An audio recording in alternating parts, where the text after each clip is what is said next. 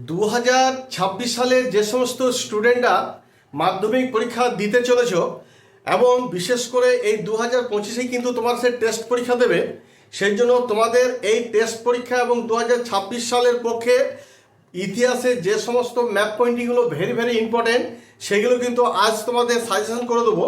যদি তোমরা এই ম্যাপ পয়েন্টিংগুলো যদি ভালো মতো যদি প্র্যাকটিস করো, আমি কথা দিচ্ছি এবং 100% কথা দিচ্ছি যে এই ম্যাপ পয়েন্টিং থেকেই তোমরা কিন্তু এই 2025-এর টেস্টে এবং তথা 2026 সালে তোমরা যে মাধ্যমিক পরীক্ষায় বসবে এই ইতিহাসের কিন্তু এই ম্যাপ পয়েন্টিংগুলো কমন অবশ্য পেয়ে যাবে। তো সেই জন্য তোমরা ভিডিওটি কিন্তু প্রথম থেকে শেষ পর্যন্ত দেখো, ভালো লাগলে অবশ্যই একটা সাবস্ক্রাইব এবং লাইক করে দিও, আর পাশে থাকা বেল আইকনটিকে প্রেস করতে একেবারে ভুলো না। আরেকটা কথা বলে রাখি, আমি কিন্তু জিওগ্রাফির কতগুলো ম্যাপ পয়েন্টিং কিন্তু সাজেশন করে দিয়েছি। যারা আমার এই ম্যাপ পয়েন্টিংয়ের সাজেশনগুলো দেখোনি জিওগ্রাফি, তারা কিন্তু অবশ্যই কিন্তু দেখে নিও, কারণ অনেক উপকার লাগবে। ওইখানেও যে ম্যাপ পয়েন্টিংগুলো বলেছি সেগুলোও কিন্তু ওইখান থেকে আসবে 100%। তাহলে চলো আজকের ইতিহাসের কোন কোন ম্যাপ পয়েন্টিংগুলো তোমরা করে নেবে এবং এই ম্যাপ পয়েন্টিংগুলো প্র্যাকটিস করলে পরে 100% অবধারিত 100% তোমরা ধরে রাখো যে তোমার কমন পেয়ে যাচ্ছ। তবে একটা কথা মনে রাখবে, এই ম্যাপ পয়েন্টিংটা থাকে খ বিভাগের 2 দাগের ঘয়ে 4 নাম্বার থাকে এই ম্যাপ পয়েন্টিংটা। দেখো কতগুলো জিনিস কিন্তু তোমাদের মনে রাখতে হবে যে ইতিহাসের যে ম্যাপ পয়েন্টিংগুলো আসে কথা থেকে আসে সেগুলো কিন্তু তোমাদের একটা ধারণা রাখতে হবে। যেমন ধরো তোমাদের বিদ্রোহ কেন্দ্র থেকে কিন্তু তোমাদের ম্যাপ পয়েন্টিং আসবে। তবে কোন কোনগুলো তোমরা করবে সেগুলো একটু দেখে নাও। মুন্ডা বিদ্রোহ, চুয়ার বিদ্রোহ, সাঁওতাল বিদ্রোহ, সন্ন্যাসী ফকির বিদ্রোহ, তারপর করবে মহাবিদ্রোহ, সিপাহী বিদ্রোহ, নীল বিদ্রোহ। এই যে বিদ্রোহগুলো বললাম এই বিদ্রোহের কেন্দ্রগুলি কিন্তু অবশ্যই তোমরা করে নিও। আশা করি এইখান থেকে তোমার কিন্তু কমন পাবে। তবে কোল বিদ্রোহ এটা কিন্তু করো না, কারণ কোল বিদ্রোহের যে কেন্দ্র 2025 সালে সেটি কিন্তু এসে গেছে। এরপর ধরো তাহলে বিদ্রোহ কেন্দ্র থেকে তোমাদের বলে দিলাম। পুনর্গঠিত রাজ্য থেকে কিন্তু তোমরা অবশ্যই করবে। যে পুনর্গঠিত রাজ্য থেকে কোনগুলো করবে সেটা হচ্ছে গুজরাট হতে পারে, গুজরাট রাজ্য, মহারাষ্ট্র, অন্ধ্রপ্রদেশ, হরিয়ানা।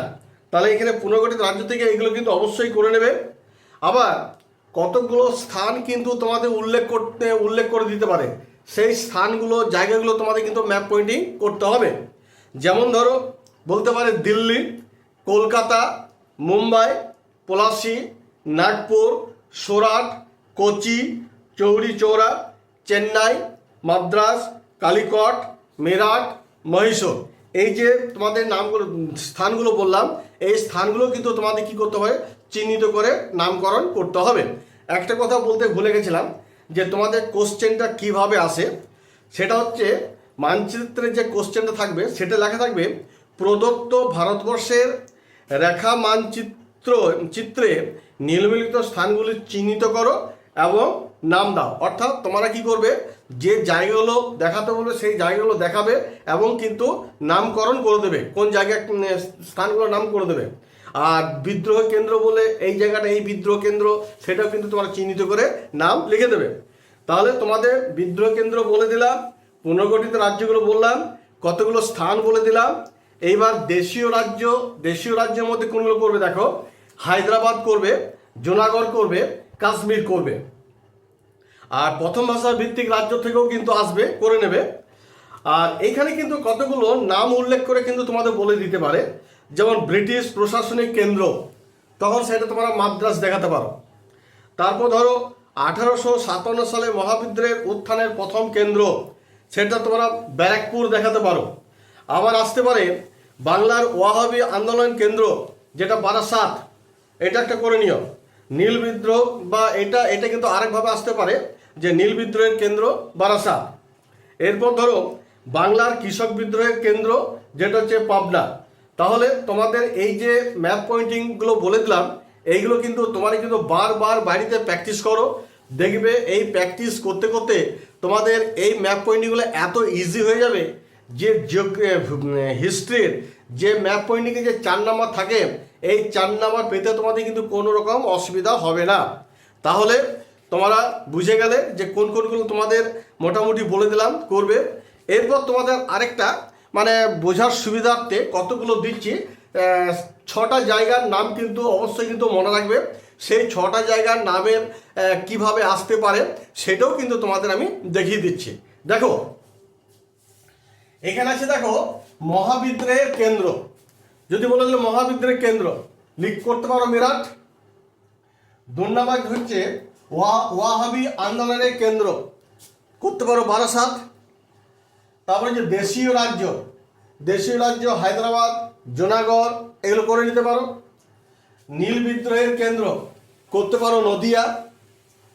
পুনর্গঠিত রাজ্য করতে পারো মহারাষ্ট্র, গুজরাট। সাঁওতাল বিদ্রোহের কেন্দ্র করতে পারো বীরভূম, মুর্শিদাবাদ। এইগুলো কিন্তু দেখে যাবে, এইভাবে কিন্তু দেবে, কিন্তু এইগুলো কিন্তু দেখে যাবে। যেটা 2025 সালে কিন্তু এটা এসেছিল, এটা করার কোনো দরকার নেই। সেটা হচ্ছে কোল বিদ্রোহের কেন্দ্র ছোটনাগপুর, এটা আমি ক্রস করে দিয়েছি কারণ এটা 2025 এসেছে, এটা করার কোনো দরকার নেই।